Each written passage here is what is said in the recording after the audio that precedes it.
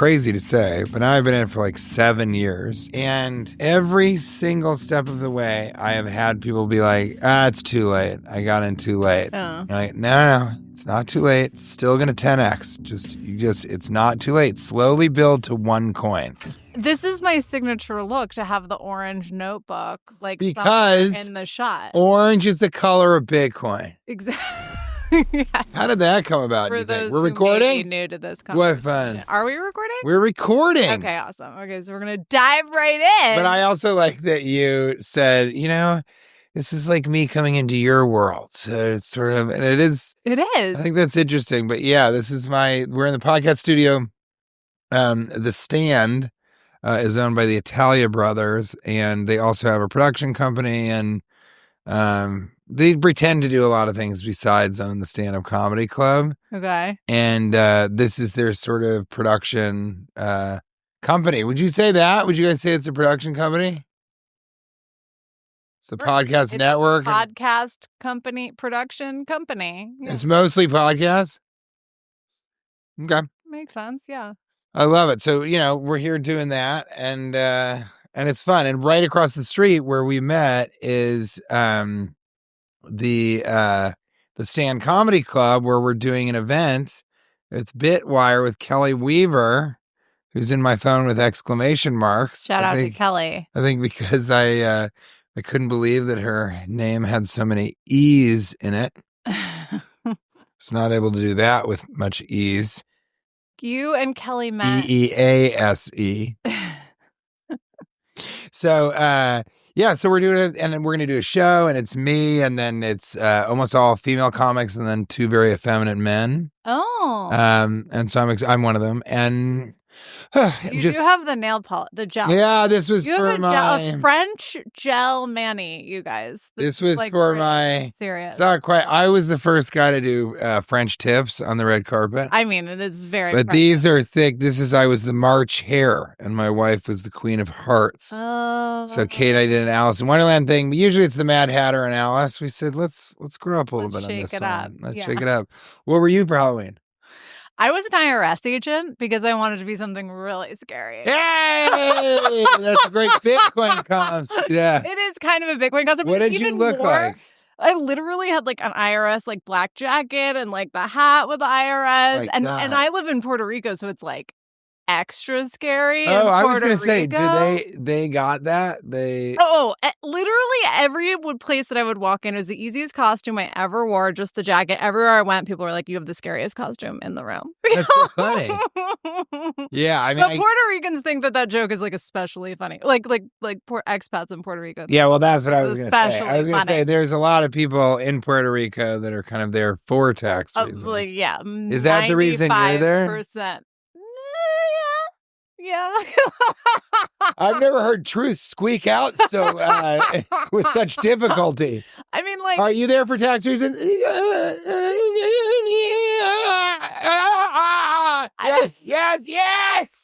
I mean, if I'm being like brutally, it seems unlikely that I would be there if the tax incentives didn't exist. What are the tax incentives? You basically, this might be like out of scope for the show, but no, it's okay. I mean, you're a criminal. You're involved in Bitcoin. This is like the whole. So Puerto Rico. Okay, wait. This is interesting. Puerto Rico is not a state. It's a United States territory, and there's no taxation without representation, right? So yeah, that's kind of the whole deal. Puerto Rico has like really special like tax things, but they can the Puerto Rican government can tax Puerto Rican residents, but the United States government, my understanding, cannot. Because of no tax. By your understanding, you're living somewhere, you're not sure about that loophole? Well, I know what I have to pay. Like, I know what my obligations are, but I'm pretty sure this is like the why behind it all. So anyway, the Puerto Rico. Do you then avoid, I'm not trying to ask about your Bitcoin too much, but do you avoid capital gains taxes? You can do Is that both. part of it? So there's. But for you specifically? Well. I went Nothing's initially. Wrong. I went initially because I was wrong is being done. I made what was potentially an ill-advised move, which was that I was really interested in trading. After Ordinals happened, I got into Ordinals, and then I was like, I'm going to trade Ordinals? NFT. Yeah, I was a Bitcoin maxi. I got, was in the right time, right place. We'll see how it all turns out with Ordinals. And I was like, compelled to get into trading. And I got into trading for like a hot minute. And if you want to be a trader, you got to be in Puerto Rico. It hasn't worked out super great for me. I don't think it really works out for everybody. To tell you the truth. Everybody says that it does. I was with these guys. But I took a shot. I was with these guys. Yeah. So if that's the case, then right, you don't want them taxing you on the money that you're making, because if it's going well, they're going to take half the money. Well, in every trade, you have to pay tax every time. Yeah. And you can only, in traditional equity portfolios, you can only, you got to take losses to offset the capital gains. And if you only have one commodity that you're really trading in, the losses, and that's the same. The balance sheet only has one thing on it, essentially. It's a thing. So that's the whole thing. So anyway. But that's funny that I was with these guys I always talk about this, that like two funny things about crypto, and Bitcoin specifically, but there's kind of this thing that's not totally understood about, like there's a misnomer is the wrong word, but there's a misconception, that's what it is, of kind of these people that have been in Bitcoin since 2013 or 15 or something. Right. There's a misconception about these guys. I'm sort of rolling with this Doge crew, who you and I talked about that, but it's really Doge OS. So it's building an operating system on top of the Doge blockchain. So it's really funny. It's hilarious. You're using just the concept of a Doge OS is funny. Yeah, right. Exactly. So you've got that going.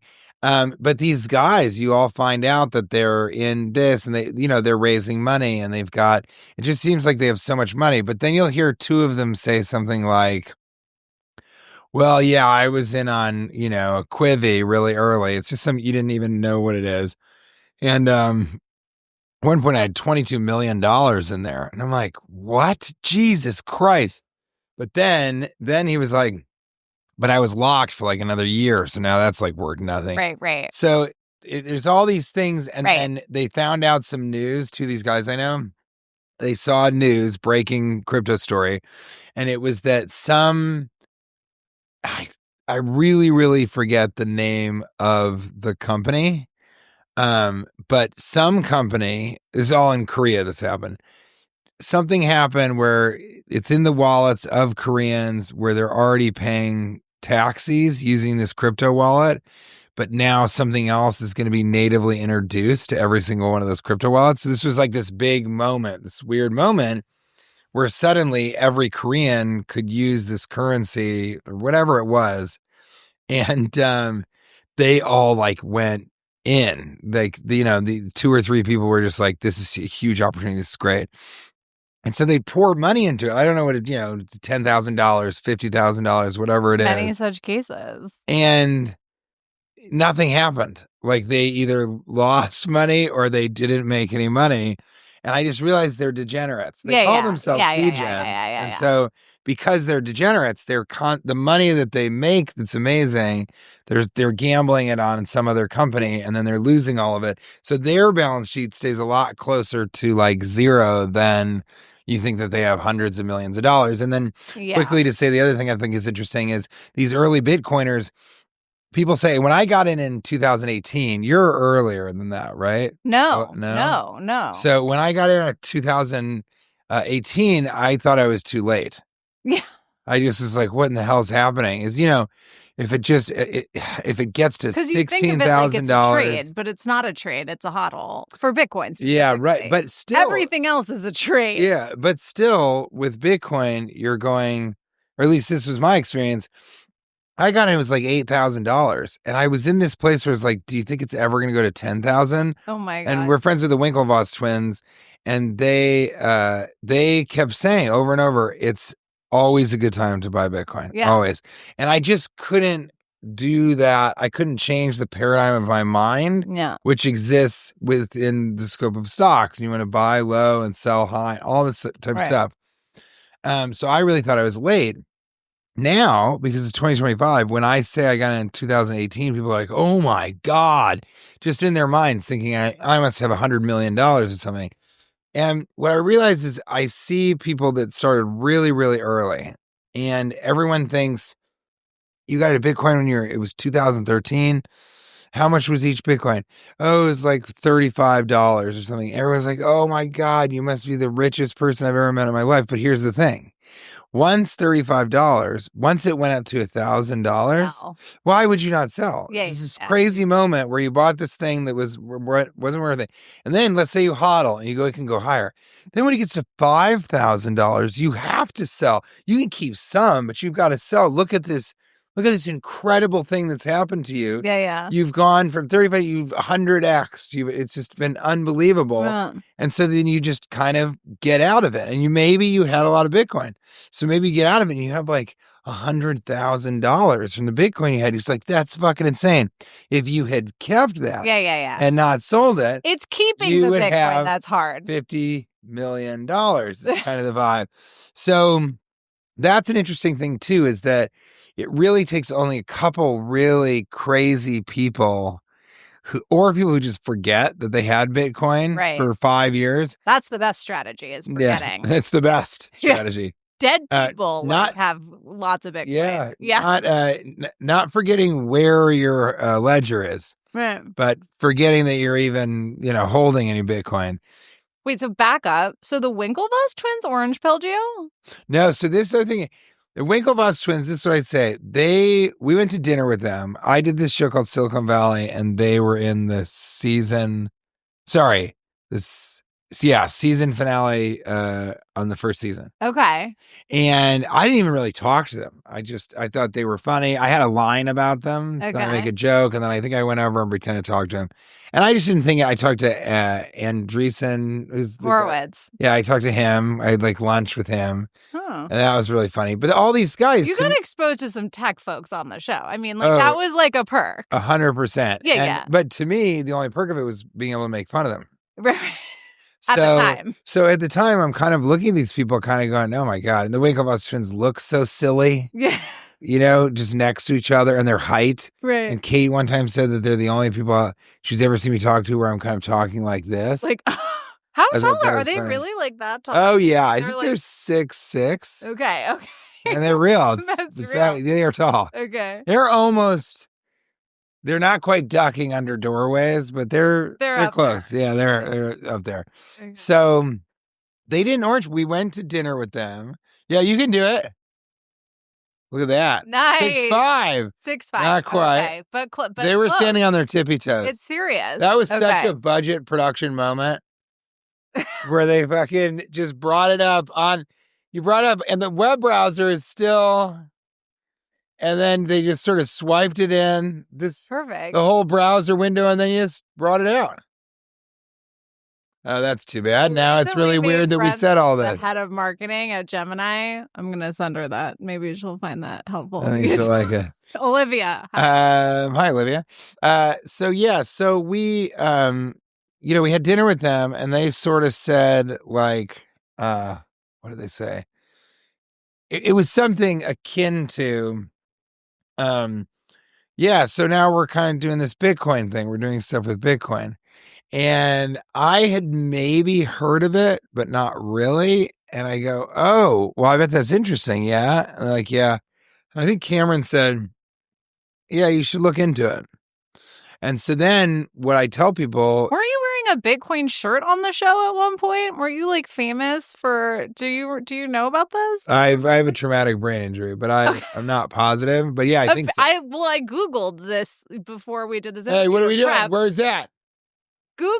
What's going on there? Quit laughing like a couple of TJ Miller Bitcoin shirt Silicon Valley, because I'm pretty sure when I was like grokking TJ Miller Bitcoin to see like, all the Bitcoin stuff you've ever done. You got grokked. I prepped. You got grokked.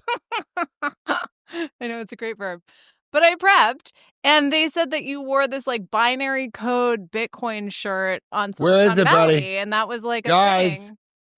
Just grok it. Well, grok. Get grokked. You can Google it too. I Googled it like later, and it works.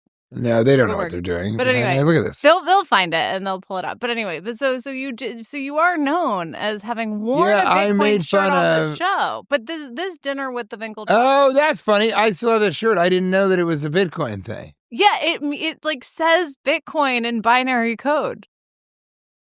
That's a Bitcoin shirt. Oh, that's cool. Yeah. Well, I'll get back into it. Okay, yeah, exactly. I started wearing that again because that makes perfect sense. Look how high I look, even then. I was probably taking in between shots. Oh, yeah, I had to go full on. Excellent sideburns.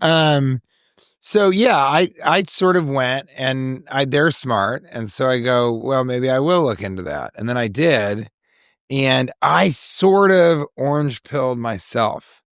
Okay, this was when? 2018. Okay. And so I kind of said, okay, well, this is interesting. I'll look. And I can't even tell you. This probably happened to you too.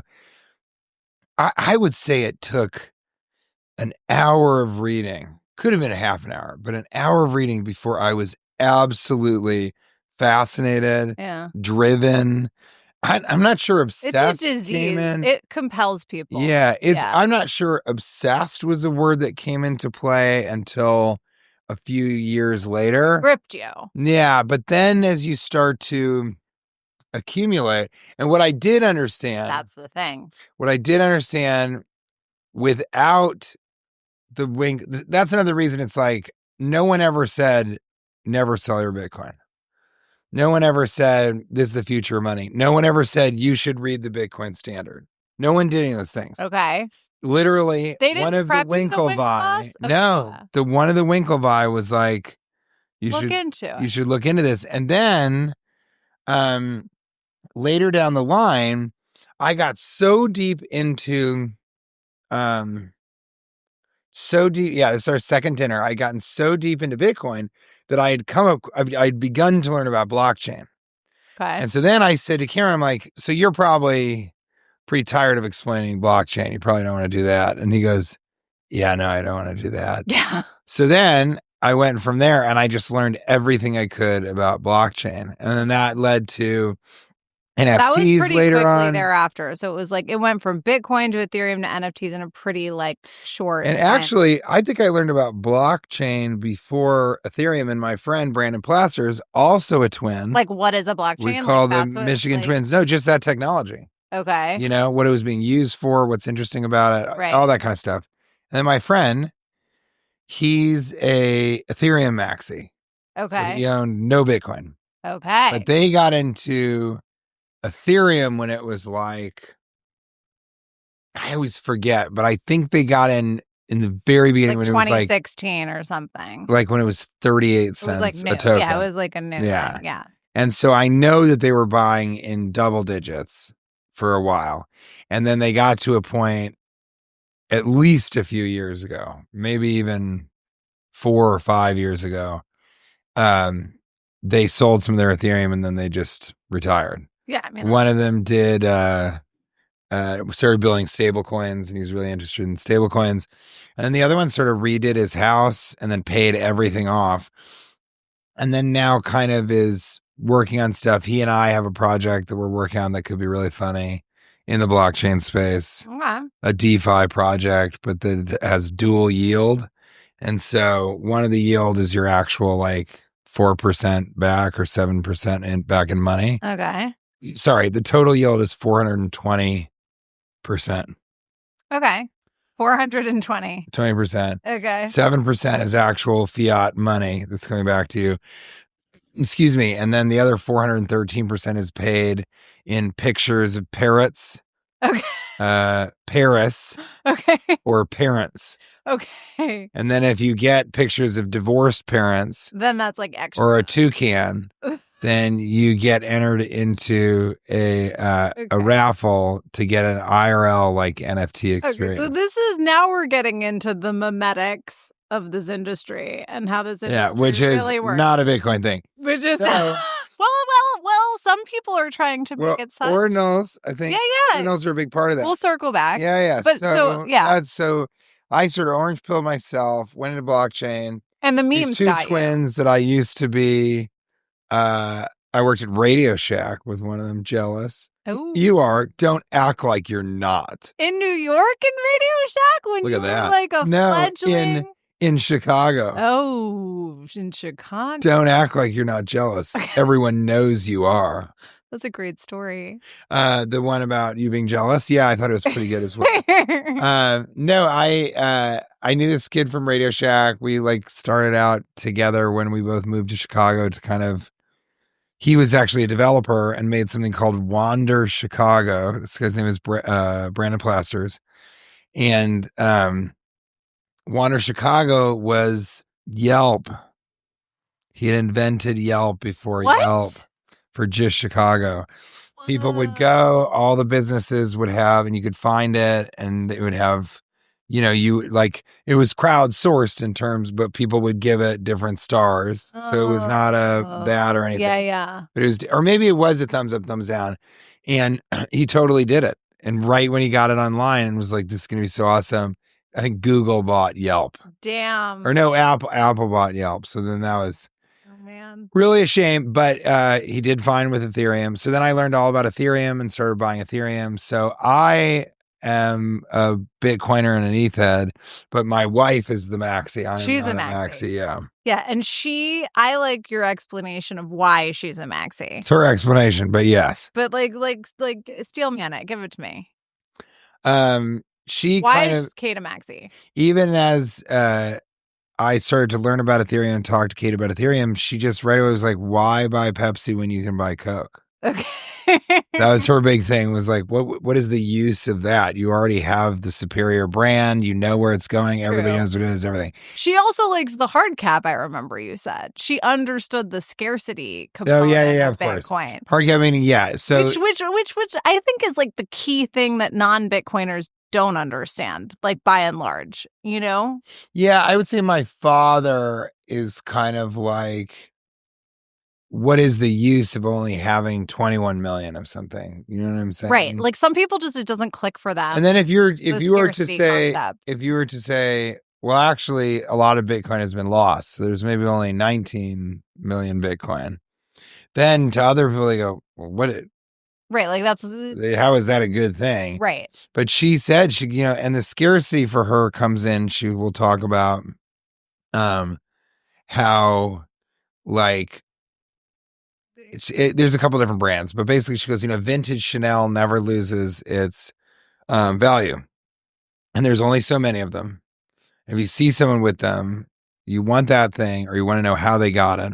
Exactly. And she just sort of says, so to her, the art world, it makes the art world. It makes She's sense in the art world. It makes sense in the art world. It's like, okay, there's only how many Picassos in the world. Yeah. Right. And they, depending on how many are up for auction, just similar to Bitcoin, depending on how many that are up for auction, if there's none, then these pieces are worth more. Right. And so it's the exact same thing. So you're right. As an artist and as a fashion person, I think that she got it. Commodities. Yeah.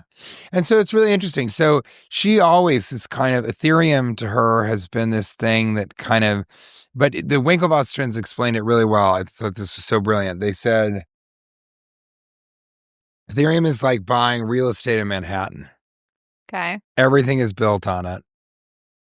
And it'll always go up and people are going to build up on it. So the Winklevoss twins were ETH pilled you also, in addition to... No, I think...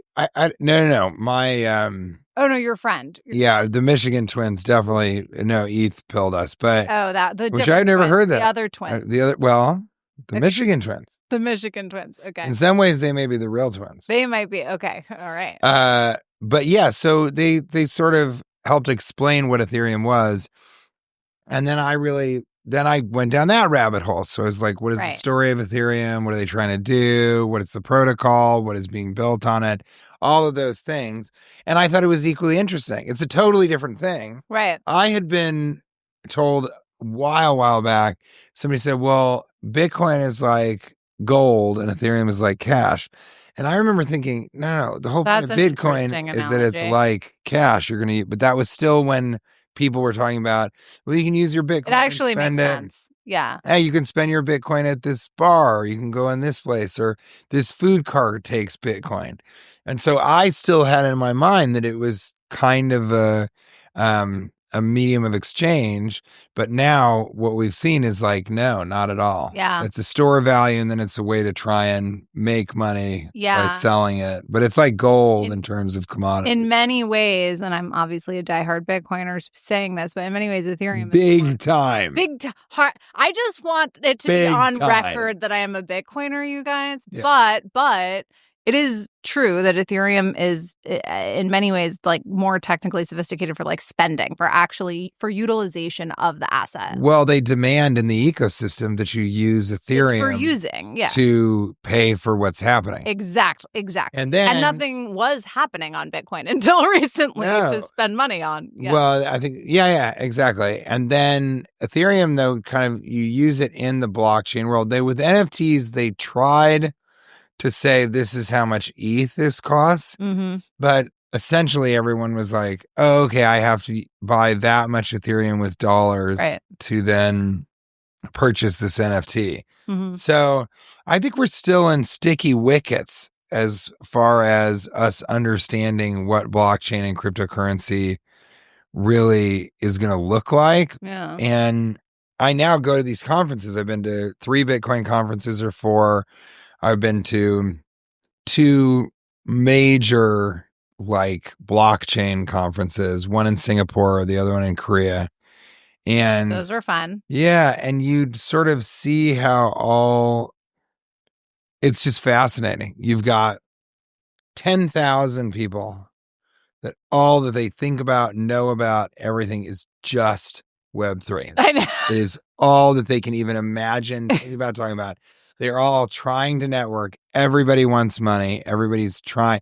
A very small percentage of people are giving away money. Yeah. And they just are grappling with the fact that no matter how hard they claw, only 1% of these people are going to succeed. And for whatever reason and maybe this is how we talk about cultural adoption, for whatever reason that made me kind of like bummed out, like not sad, but I was sort of like, no one knows about this. It's like the future and nobody knows. No one about outside of the bubble. These guys don't know about it. I mean, look at them. It's a weird. They're in there. Both of them are in there masturbating. No, but the pictures of the Winklevoss. They're in. I was going to ask you though, like, why do you think that is? So I have a theory. A lot of why celebrities specifically are not attaching themselves to anything. Yeah, that's an interesting thing too. Yes, but I want to hear your take on like why we don't have like more like Bitcoin celebrities, like, but my theory is that there were a bunch of celebrities who did attach to the NFT world and then they got kind of fucked, right? Like when like prices go down, it's like a reputational risk associated with like crypto, not Bitcoin, but crypto. And people I think Bitcoin is seen as part of that. I don't understand. Exactly. I don't understand. I think it's very. I don't think that it might be seen as cryptocurrency, but Bitcoin now has separated itself enough. I just genuinely believe that like actors and a lot of celebrities are lazy. I just believe that. I think there are some like Ryan Reynolds who are very, very driven and are not lazy. And he has a digital marketing company. He was talking to the Pudgy Penguins people who I ran into somewhere about doing a show or a movie. So of course, there are celebrities that are driven and not lazy. And interested in this and doing the work. But I think that mostly nobody is willing. I mean, I have this very famous, sort of observation that everybody talks about, especially in the production booth. And that is that to understand Bitcoin and blockchain, it takes about 50 hours of study. Yeah. 50. Yeah. And it's for some people, 100. Yeah, right, exactly. I get it. And yes, it did take me 122 hours. But for most people, it's almost impossible to get them to study after they've graduated. Yeah. So nobody really wants to like learn about something that maybe isn't their forte. It's got some math in it. There's science. There's definitely computer science. Cryptography seems like something that they can't do because they don't know how to code. There's like all these reasons to not open the book. you know? Right. And I think But that's... if you have money in, then you get more motivated. I mean, that's why, I'll be honest, like, that's why I did the homework, because I had money in I had made an investment. You know what I mean? Like, I bought it, and then You bought it before you understood it? Yeah, for sure. Well, my understanding grows every day. You guys take a note. What? Okay. I mean, it's not like I bought like a ton. Yeah, but who told you to buy it? Somebody that I respected in the tech world and was like, this is a good idea. I sort of understood it. I like got... See, this is what we needed. This is the fucking Adam Carolla level thing. Yes, you can buy something before understanding it, but it's generally advised against. It was a small amount. Especially for it was significant a small purchases amount. like investments. Well, impulsive buys... It was a small... Bring it back over here. Impulsive buys, bing, bing, bing. Based on desire, you just scroll down too much. You're really a fucking idiot. Well, you know, the more, then you learn, and then you become compelled, and then you buy more, you know. Was it because of impulse and emotion, peer influence, or lack of peer time? Influence for sure. Was it? Peer Okay. Influence. Okay. Yeah. So tell me that story. How did you come to buy? I would never buy anything, especially fake money that has no physical representation. I would never buy that because someone was like, dude, you got to check this No, it out. was a hot date. You know, I got orange pill. I went on a Hinge date, and then he orange pilled me on the Hinge date. What a loser. That is like how I got into Bitcoin for real. We don't need to hear the the actual ending or returns on this thing, but I have to say, I doubt he got laid that night. I can't. He would get laid now if I saw him again. No. I don't think. Yeah, she's like, I'm kidding. Don't contact me.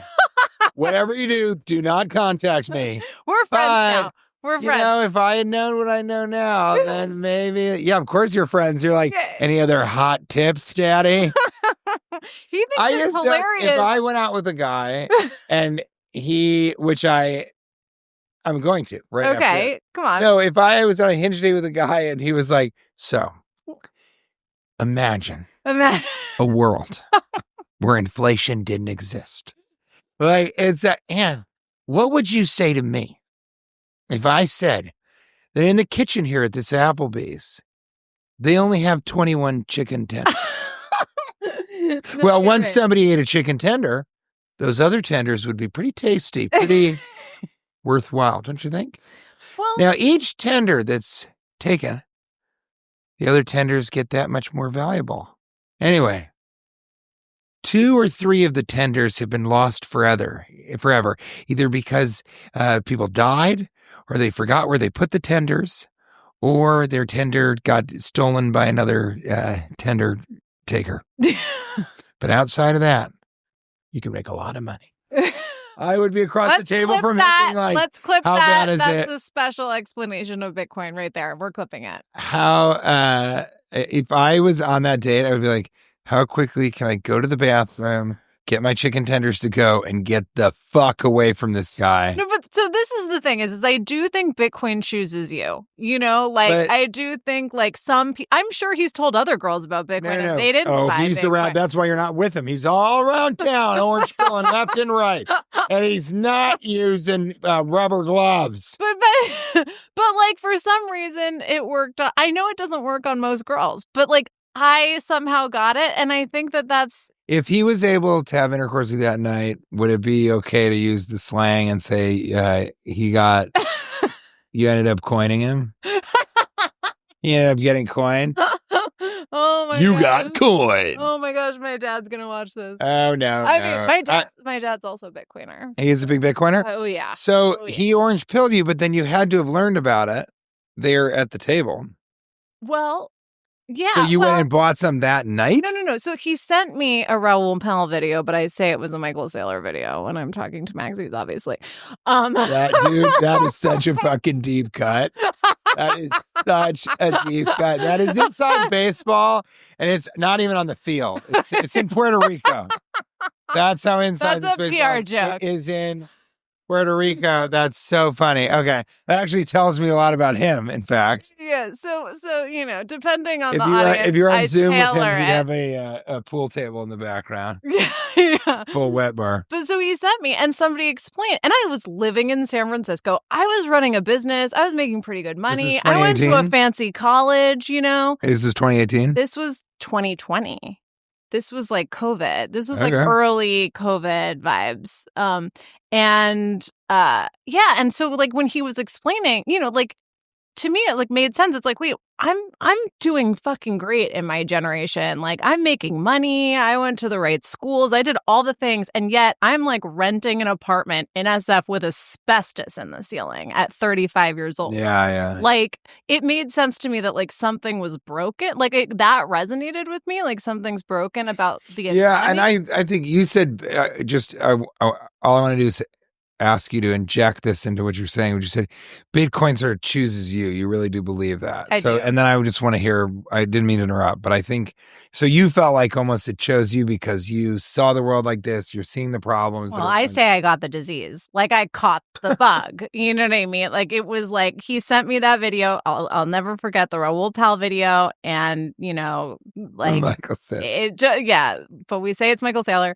But like he just broke down why cash doesn't work. He broke down why the monetary system doesn't work. And no one had ever explained that to me. And I worked in finance. And my mom did you really? Oh yeah. And my mom is fancy in finance. She was like a Wall Street like giant when I was younger. No one ever explained this to me before. Well, that's so interesting because I sort of everybody is told read the Bitcoin Standard. That's sort of your Bible. That's your entrance text, right? It's your Quran. Sure. Quran, ran. And it was funny. I don't know. I thought it was hilarious because I hadn't read it. I'm telling you, like a year ago or something. I finally was like, how can I call myself a Bitcoiner if I haven't read this fucking book? Oh. So I go and I read it. I listen to it. And I mean, I think I listened to it like 9 times. Really? Yeah, just at night or after I do shows or something. And I thought that was funny because changed your if understanding of it. Yeah, if I had done that from the beginning, I thought to myself, wow, I really would have gotten it more. But I didn't really need to because what I taught myself about it was sort of enough. You understood like the core. Yeah. Yeah. And but it's not hard to understand. It's hard to shift your paradigm of how you think about things. Yeah. All right, guys, I want to take a quick break to thank you for watching and remind you to click the follow button on my profile if you want more Bitcoin technical deep dives like this. I also want to give a shout out to my partners for making the show possible. My leading partner, Best in Slot, just released the programmability module for BRC20, making the execution of smart contracts possible for the protocol.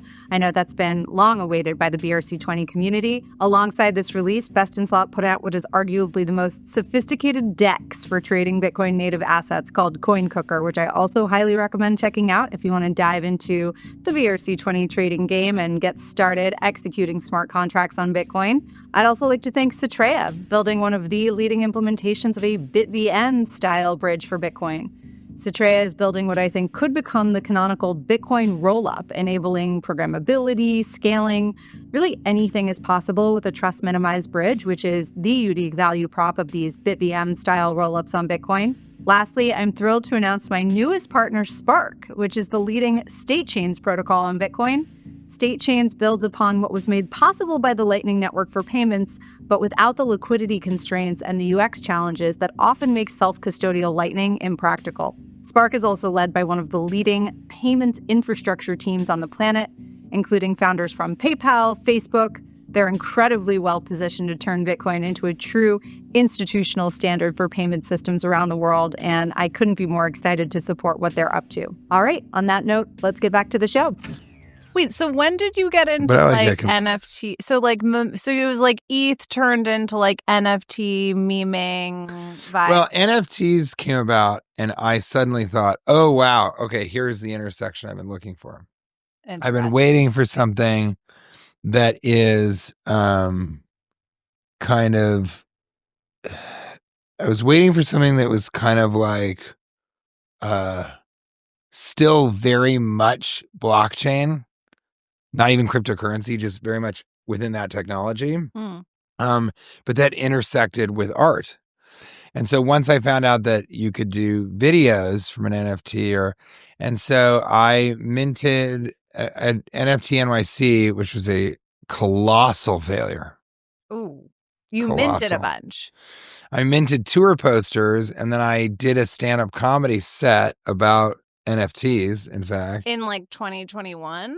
Yeah, maybe it was more like 22.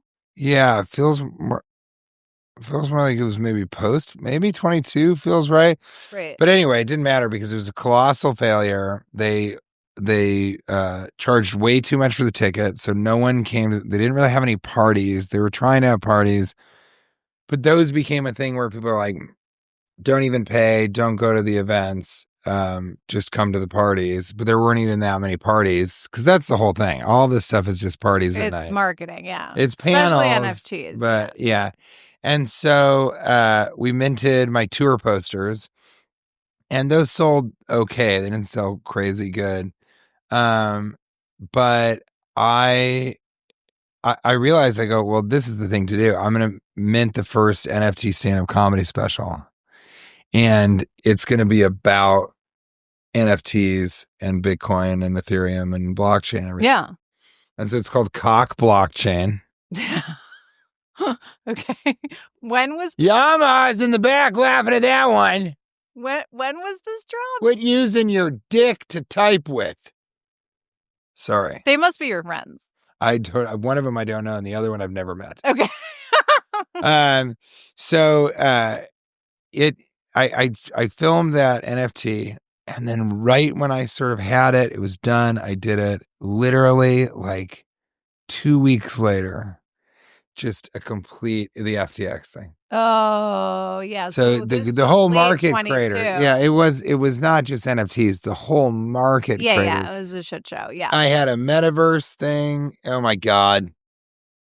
Can't believe it. I remember this moment. Yeah, and so I had a whole metaverse. We were going to at the stand. Pull up the Cock blockchain on the No, because it's still not out there. Oh, it's still not. Because there's no reason to sell as an NFT if people don't have. So I'll sell it probably as almost like a vintage tape.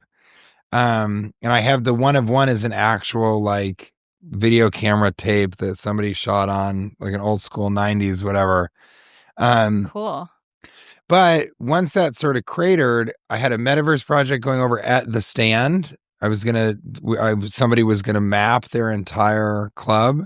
And then in the metaverse, you could see a show. I was going to host the first show. You could go upstairs, see another show upstairs, go into the bar area, order drinks and stuff. I mean, cool. You saw the club. It's like, yeah, it's awesome. It would be a cool place to do that. Yeah. And then FTX exploded and like metaverse went away. I mean, everybody remembers that it's just like, it felt more like it was like, it was all the sand just blown away. Yeah.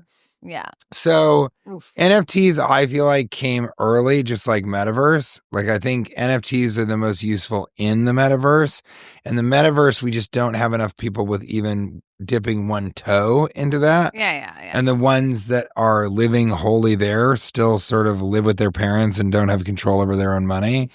You know what I mean? Because like the Roblox fucking generation. They're gamers. Yeah, they don't. Goggles. And they got to go to their parents and be like, can I have another $25 for this new skin or whatever it is?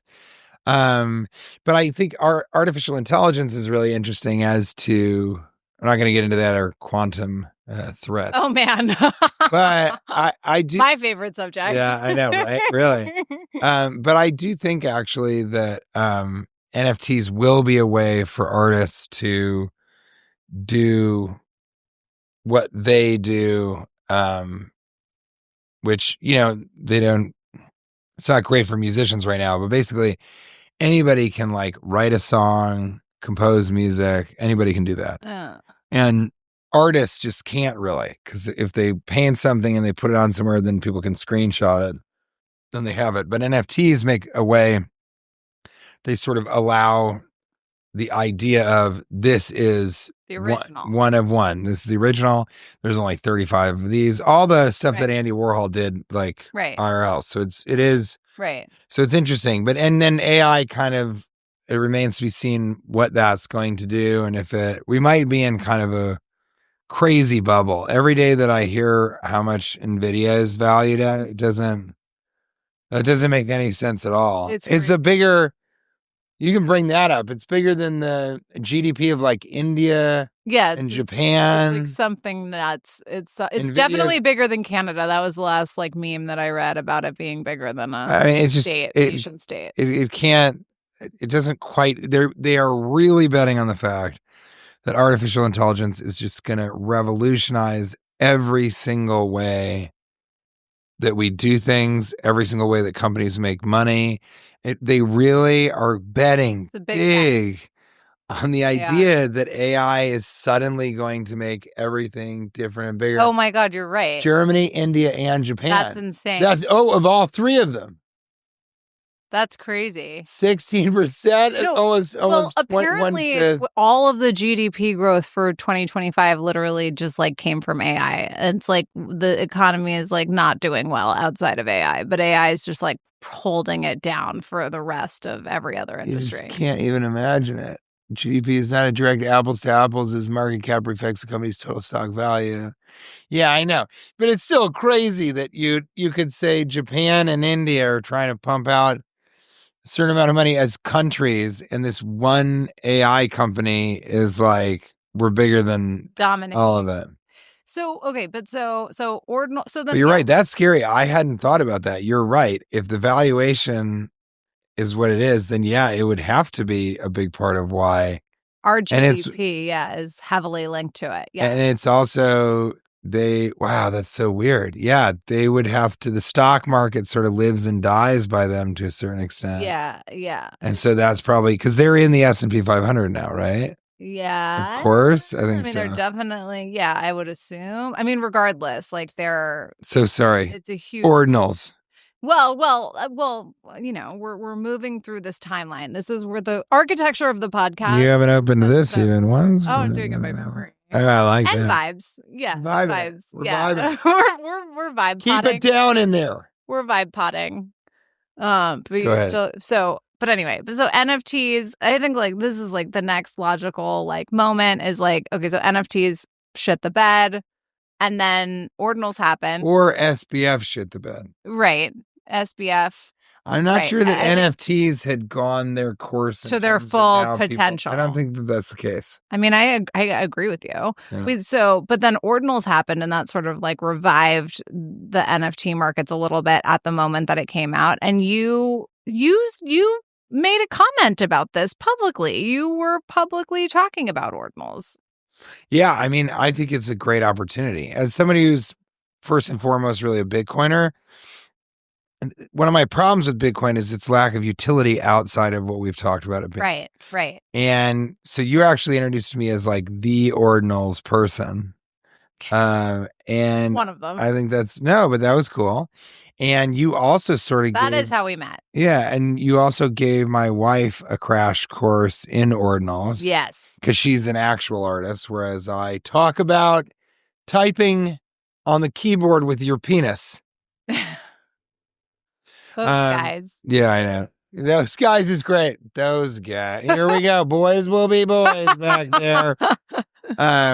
Well, Kate got it. Kate really got it. Yeah, and she, I think what she does is a little bit more, because I can't do an She got censorship resistance also. That was like another key like thing that she really understood about Bitcoin. Yeah, I think that she would rather, she's not a libertarian or something, but I think that she would God rather, forbid. Yeah. God forbid. Meanwhile, libertarian. Yeah. No, but I think she's outspoken about censorship more than some other things.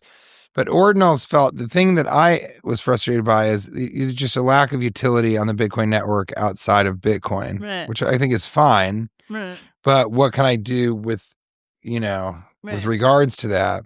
And I just really sort of,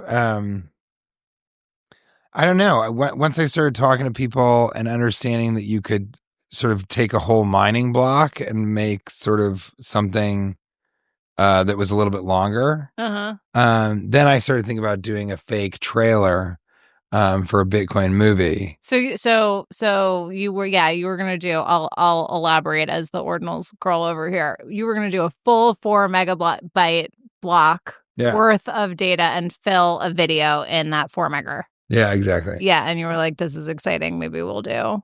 Yeah, and I'd like to do it still now, but what I see is like so many macro things are happening right now that it feels like the smaller, interesting projects are, I guess, not even projects, but I feel like Ordinals and certain things that aren't just front of mind with this world are getting sort of drowned out. Oh, yeah, the market's down for Ordinals pretty badly right now. Yeah, and that's what I was going to say. And then there's also like, NFTs aren't, it's almost like everything, and even I'll say this, like AI is great, but I feel like the flash in the pan that AI agents were, I like had somebody come and try and fleece me to have an AI agent and build my own utility token. And it was clear they were going to do a pump and dump. I was going to be locked for 6 more months than they were. And so the VCs, I'm sure, were just going to take off with whatever, you know what I mean?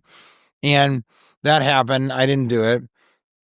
And then like, I just feel like 5 months later or something, no one was talking about AI agents. Yeah. Now we're on to like treasury companies. And the digital, the DATs. The DATs. That's its own thing. And I was talking to a guy and I want to do a Doge DAT, a Dogecoin DAT. I love that.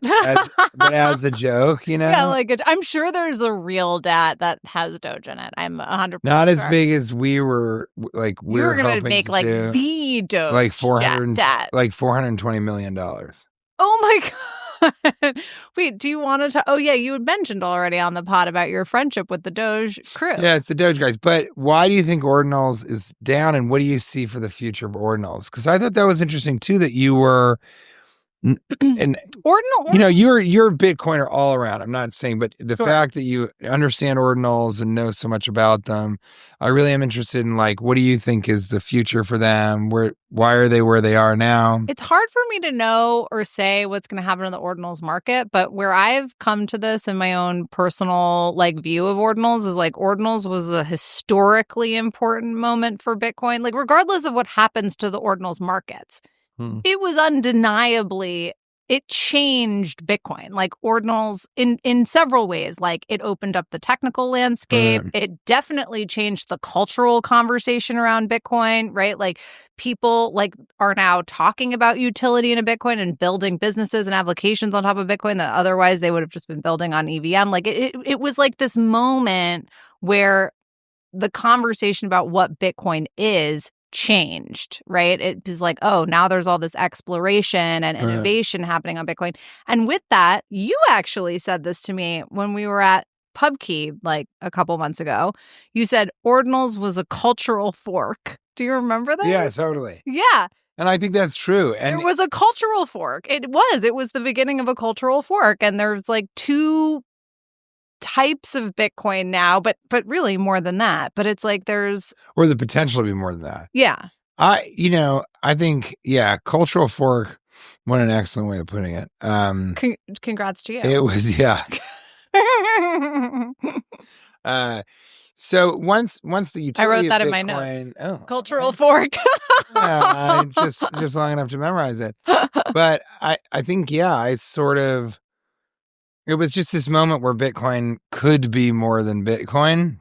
And then what I talk about when I sort of speak at any of these conferences is I talk about sort of cultural adoption and how do we bring Bitcoin more into the cultural forefront. Right. And a big part of that really is... and NFTs did that for blockchain, arguably. Oh, I think so. Right. But Bitcoin was sort of left off to the side as this thing. Now Bitcoin is like the entire conversation in some ways. Right. Just because of price action and after it got markets. it's like, whoa. Yeah. But NFTs brought in people that would not be compelled by the inflation conversation. And I think that that's potentially like one of the promises of Ordinals, or like one of the use cases for Ordinals is like, okay, how do we get people holding Bitcoin, buying Bitcoin, getting in the game, learning about Bitcoin that, you know, may not be that interested in talking about currency debasement? I think it's like, you know, and I want to do this. I have always too much stuff going on, but I talk about cultural adoption as in, and it comes down to one thing, right? The one thing that we're all trying to do as Bitcoiners talking to non-Bitcoiners. I love when people say normie. I think that's so gross. So you need to go see a movie where Bitcoin is a part of it. There needs to be a TV series like Succession or something, and Bitcoin is part of the storyline. Totally. You have to... so media. You need to get like proper traditional media. Right, but not trad mead. Trad mead, yeah. But traditional media, it's like they're already covering Bitcoin, but they're never going to step past that. None of these anchors are going to be like, well, what's really interesting about Bitcoin, they just talk about the price. That's it. On CNBC, on all. Right. So you need like a story. Yeah, you need like a Bitcoin story. So narrative. So I think it's like a movie that's about a Bitcoin heist, a television show where, you know, that's part of the storyline. A stand-up comedy special where I'm talking about Bitcoin and NFTs and all that kind of stuff. Yeah. And what it comes down to is this sort of the cultural adoption component can happen with just each one person, and that is trying to figure out how to draw somebody in, but not orange pill them. Everybody says, "Oh, did you get orange pill?" All that. That's too culty. Right. It's very Johnstown. It's true. Kool-Aid it's thing. true. So but you're not trying to sell them. You're just trying to share the story. Tell the story. I think stories. You're not trying to like pill them. You're not trying to indoctrinate them. The question is, how do I get this person just to get interested, invested, just enough that they will then go and start to study and go down the rabbit hole? Yeah. The thing I've been doing lately, and I actually wanted to ask you what your approach is with regards to that. But the thing I've been doing lately is I've been telling people, just buy $5 worth of Bitcoin. That's a great strategy. Just do it. I say, it doesn't matter. You don't need that $5. Like just buy it, get set up and buy it. And then if they buy it, then I'll say, all right, now buy $5 a week if you want to. Or $5 a day. Just because it gets them watching it. It's like a Tamagotchi before you have a biological child or something. It's like, you know, it's like it gets them they start to watch the price go up and down. And even if it's not a lot of money, it does something to your brain. You are such an attractive, brilliant, stylish, and really just all around stunning individual. Thank you. But that Tamagotchi analogy, you are such a fucking dork, dude. What a nerd moment. And she's like, it's like a Tamagotchi. You get a little one, you're practicing to be a parent, and it's just a little one. You got to take care of it and check on it. You know, like when we all had Tamagotchis in preparation to become adult individuals. Oh my God. I feel like the Gen Zers won't even know what that means. If it wasn't rude, I would be right now texting Kate and just being like, listen to this Tamagotchi, Fatlachi. No, but I don't even, probably half the people watching this but I understand, know about I understand what you're saying. Well, then they're fucking dumb. Yeah, you missed the boat on Tamagotchi. You say, oh, I know. Like a bunch of Italian grandmothers, we're playing bocce with Tamagotchi. So I know what you mean, though. And it's sort of saying, let's get you interested in some way, shape, or form. Right. Dip the toe in. Yeah, exactly. And so that's what I've been saying, but I'm sure that will change in the next little bit. What do you do? So when you meet somebody who doesn't understand Bitcoin, but is kind of like, wait, what's your deal? You work in Bitcoin? Oh, yeah. I mean, so I also like gauge interests. Like I'm a big fan and like, you know, is this person curious about what I have to say or not? And if they are, I will literally spend 5 hours with you. Like if you want to know, if you want the information, I will give it to you. Like, I will make sure that you have whatever you need to know about this. But if you don't care, I'm not going to waste my time. Do you, you know this joke? No. How can you tell when you walk into a party? How can you tell who's a Bitcoiner? Okay. Because they're in the corner talking to each other, sweating, Yeah. and they won't pay attention to anything else except for making eye contact and talking about Bitcoin. I mean, yeah. I mean, that's sort of, yeah. I mean, and I would say I deeply tried to not talk about Bitcoin with non-Bitcoiners unless they ask. And if they ask, you met the right girl. Screwed, or they're screwed. Now it's going to be, you have no idea what you're in for. Strap in, baby! Yeah. You're about to hear about blockchain for 20 hours. I'll follow them home. A lot of them are if they get in their car. I mean, and several of them. I mean, if my they're not, dad, I find them. Yeah. I'm going to go to their house, wait outside till they want to come out and talk about Bitcoin. It is amazing, though. Like, some people's eyes just, like, roll into the back of their head. Like, they just don't care. They're not curious. And that's why I say Bitcoin chooses you. It's like some people are naturally curious and are just like, oh, at a cocktail party, like, tell me about that.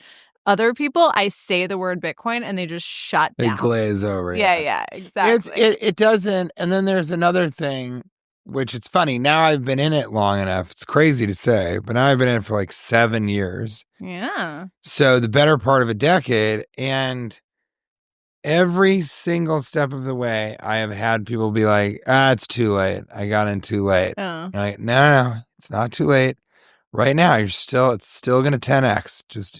It's not too late. Slowly build to one coin. Which is DCA. That's a big thing. Right. And I said, yeah, right. Dollar cost average. Or what I do is whenever I think to buy some Bitcoin, I go to buy it, or whenever I have some like money, and I'll buy the dollar amount I'll buy will be related to something. So it'll be the date of that day, or it'll be what the Bitcoin price is right now. Right. Or it'll be some number that I saw earlier, or I'll call Kate and say, give me digits, this many digits, whatever it is. And I think you just need to keep kind of buying Bitcoin. I did a Bitcoin conference in Nashville, right? Yeah, Nashville. A year and a half ago. Was that Trump spoke at that one? The Trump one, yeah. So the Trump one, as it will forever be known. So I was there, and this guy backstage was a politician. He was going to go out and speak to everybody. And I was like,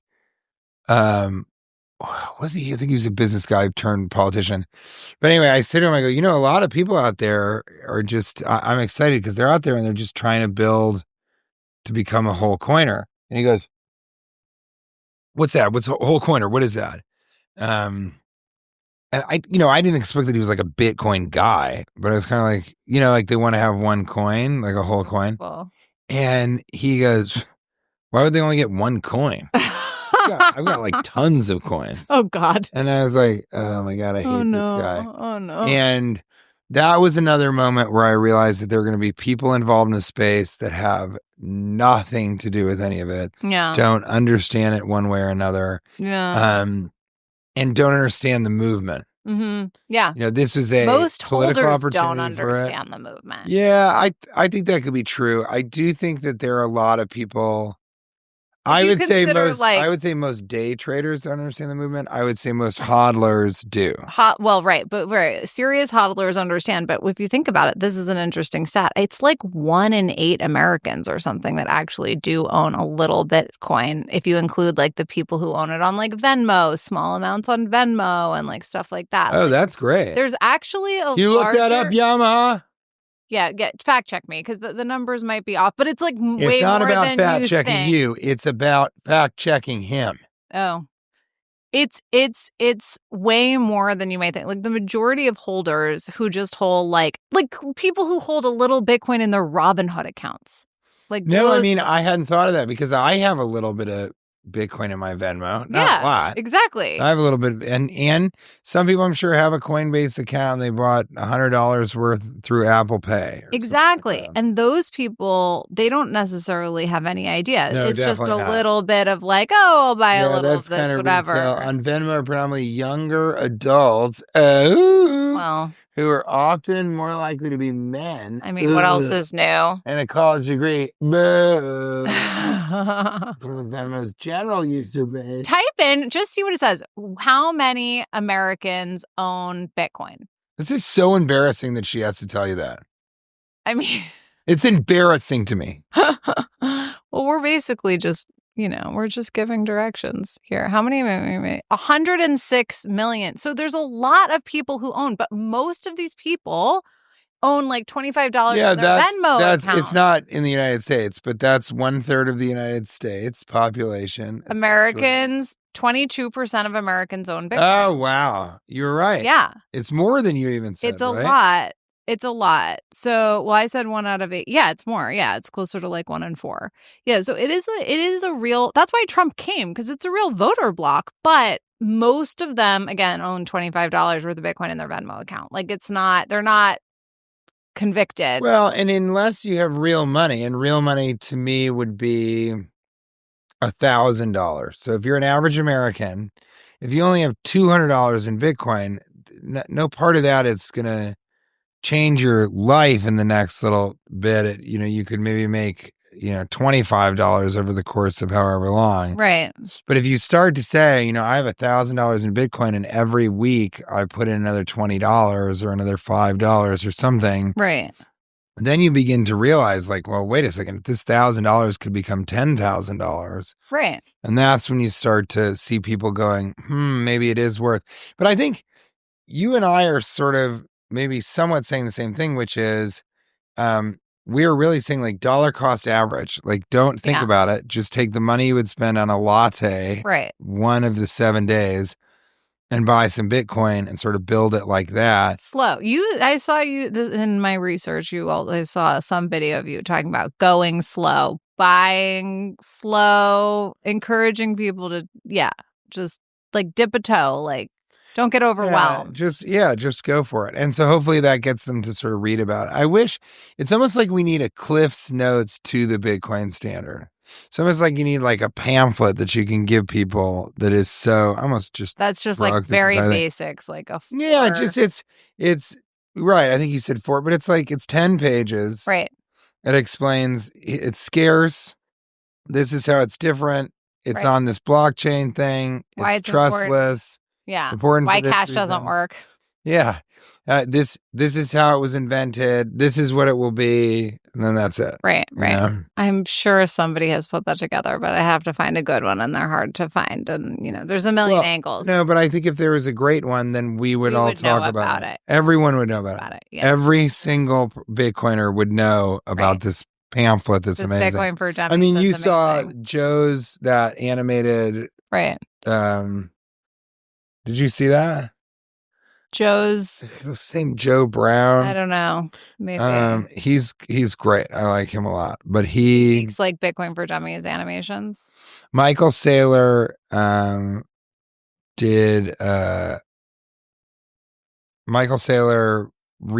this guy, Joe Bryan.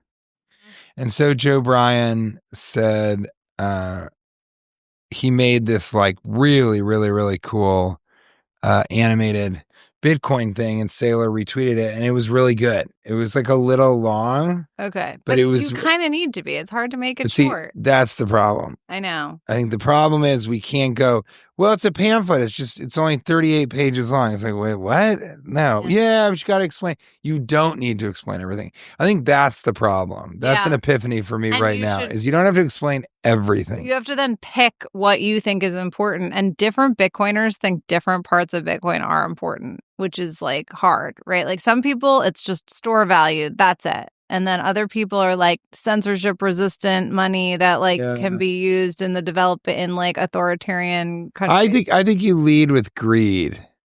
How about that for a term of phrase? Right. Like why this shit is going up, like why number go up is probably a and I think post. But it would be, it almost needs to be, maybe I'll go and do it tonight. It needs to be like a tongue-in-cheek sort of thing, making fun of Bitcoiners and how complicated Bitcoin is. But then,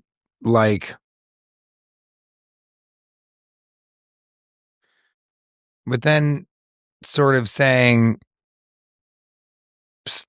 by the way, this is going to like change the world. It's legit. And you're like, you can be a part of this thing early on. So get in here and be one of, kind of be a cool kid. Well, and even just like this is your shot to kind of come in and be a part of the inner circle type of thing. Yeah. So I think it needs to have those three components.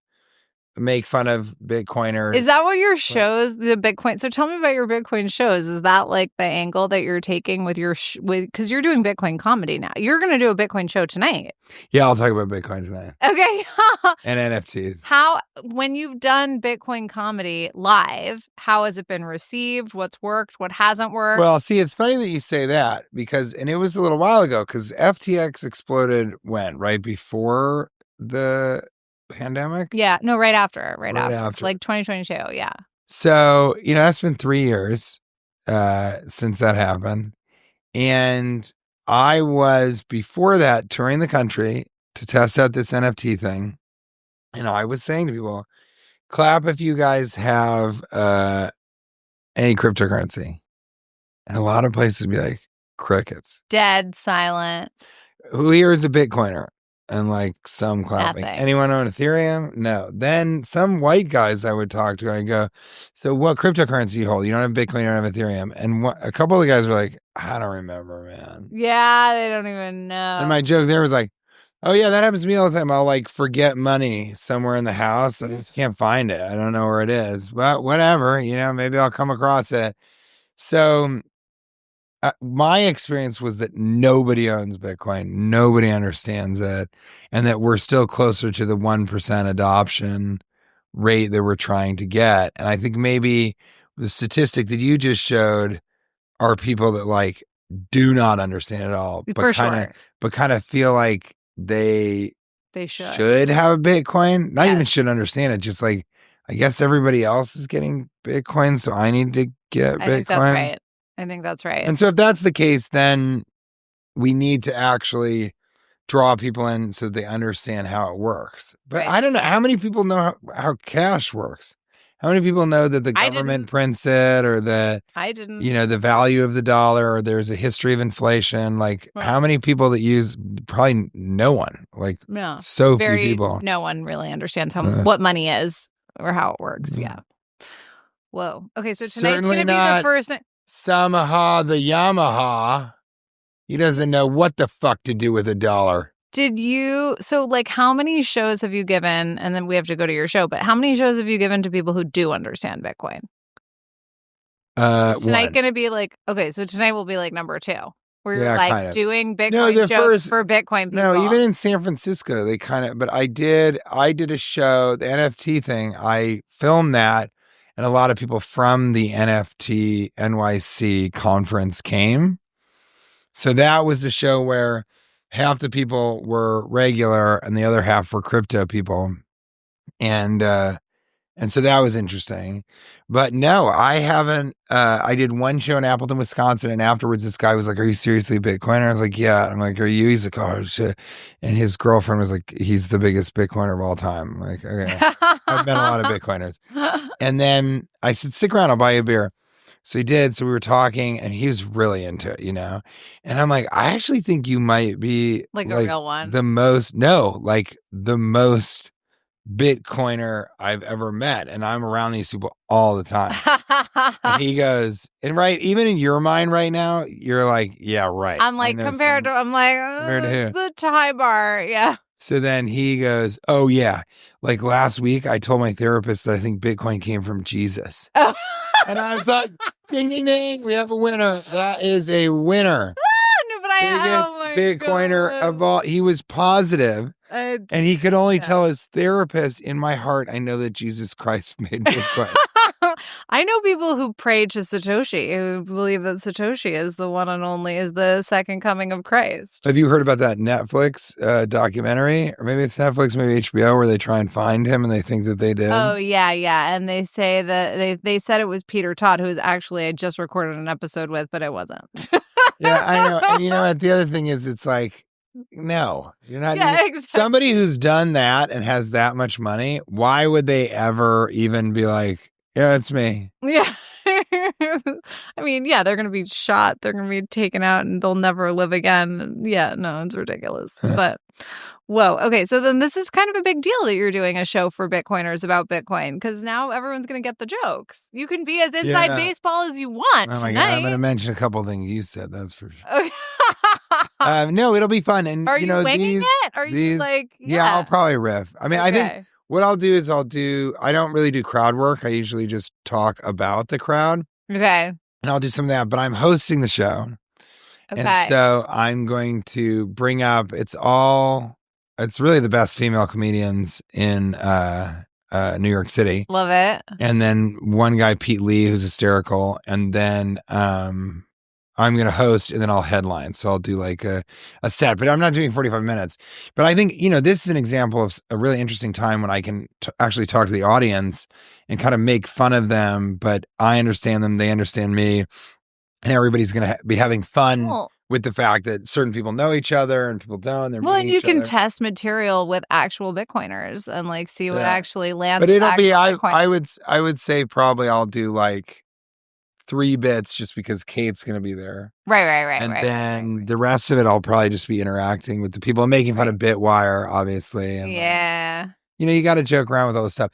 But I just it was so cool that Kelly Weaver, shout out, she sort of was down. She was like, well, I want to do an event and we should do it together. And where should we go? And do we do it at Pub Key? Or I thought maybe we could have some like dinner thing. And I was like, nah. Why? You have a person who's one of the comedians in New York City. Mm-hmm. So let's do something comedy related. And why don't we do, because the stand is so awesome, why don't we do like cocktail hour, light bites, all that stuff. Perfect. And then we put on a fucking show for you guys. Yeah. And so they were psyched. We did it a little bit earlier so that people can go to whatever the after party is for this. What is the conference? Chainlink. So it's like Chainlink is what's a putting blockchain, on right? blockchain. Well, they're branding this week New York Blockchain Week, I think. But it's like they are like the main organizers of most of the stuff. Yeah. I think that's great. Yeah, sure. All right. Any last words? I think I'm not talking to you. I think we nailed this, and I'm really excited to see your show. We should clip in little pieces. The show's going to be recorded or no? Who knows? If it is, we're going to clip in. No. We'll get it recorded, right? Tonight? We'll get it recorded. We'll give you, it'll be super lo-fi. Lo-fi, let's go. Well, that was great. I had so much fun. What's the name of the podcast? I know it's newer. Rails. Bitcoin Rails. Yeah. Bitcoin Rules is how I spell rails. Yeah. But that was really, really great. And I hope we can do this again. Yeah, it's super fun. And I think we didn't even touch on ordinals and the potential of them. So that'd be, if we do this again, which I'd love for us to start with that. Oh, no, we got enough. I just wanted to get to the cultural fork. I wanted to get to the and we forked it was all part of the, I feel like that was the reason. We don't spoon feed Isabel's audience. We use a fork. Yeah. Cultural fork. This has been Bitcoin Rails. It's true. New York City, New York. And we can go as inside 10011. We can go as inside baseball as you could possibly ever want on this show. I know, right? I mean, everyone who's watching my show is deep, like very deep. Yeah, but you had some deep cuts yourself. Yeah, I mean, I know that when we talk about OGs, we are talking about a certain era of people, but very quickly, you and I are becoming OGs. Isn't that bizarre? We're getting up there. And like also some of it's just like being in it. Like sometimes I'll talk to actual like OG whales and they're like kind of like not clued into what's happening now culturally because they're kind of like off with their money, like done. Yeah, the only person I met who's an actual whale was this kid that used to be he was in Mighty Ducks 2. Oh, Brock Pierce. Yeah. Yes, he lives in PR. He lives in Puerto Rico. Does he really? Yes. Oh my God. He was here.